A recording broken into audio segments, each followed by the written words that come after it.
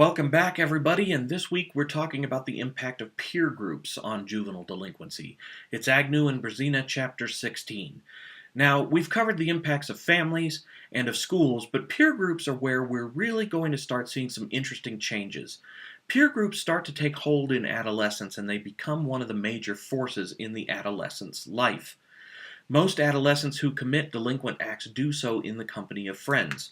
According to War's 1996 publication, 91% of all burglaries were committed in a group, 91% of all alcohol violations committed in a group, 79% of all drug violations, 71% of all assaults, 60% of all vandalism, and so on.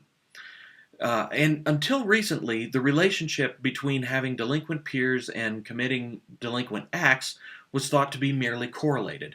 Other factors such as low income or family problems were thought to be the root causes, and adolescents would simply hang out with kids with similar problems. More recent research suggests that there is a causal link, even when controlling for income, family situation, race, gender, and one's relationship to the school.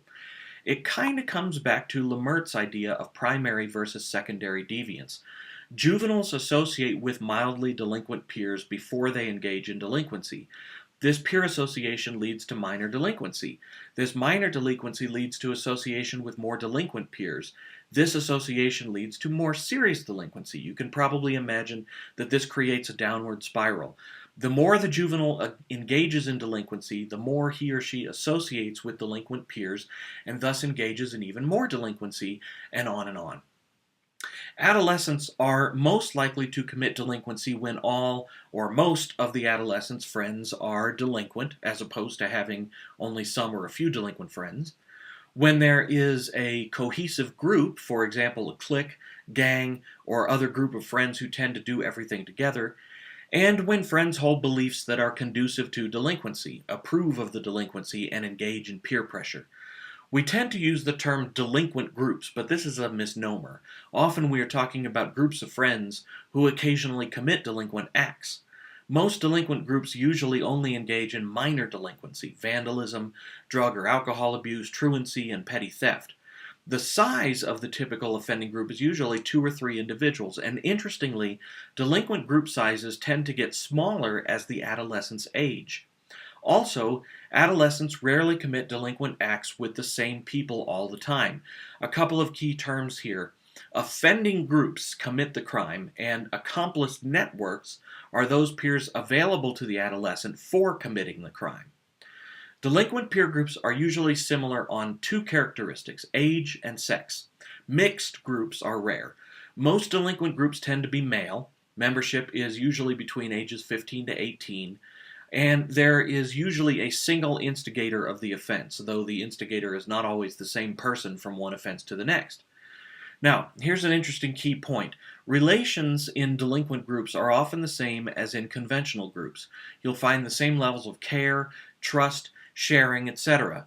Delinquent peers often share the same family problems and relations to school, but members of delinquent groups are more likely to report getting into conflicts with one another. Social learning theory most often explains the effect of delinquent peers on delinquent behavior. You have reinforced delinquent behavior. There are delinquent role models. They foster beliefs that are conducive to delinquency. Meanwhile, there is also evidence to support control theory.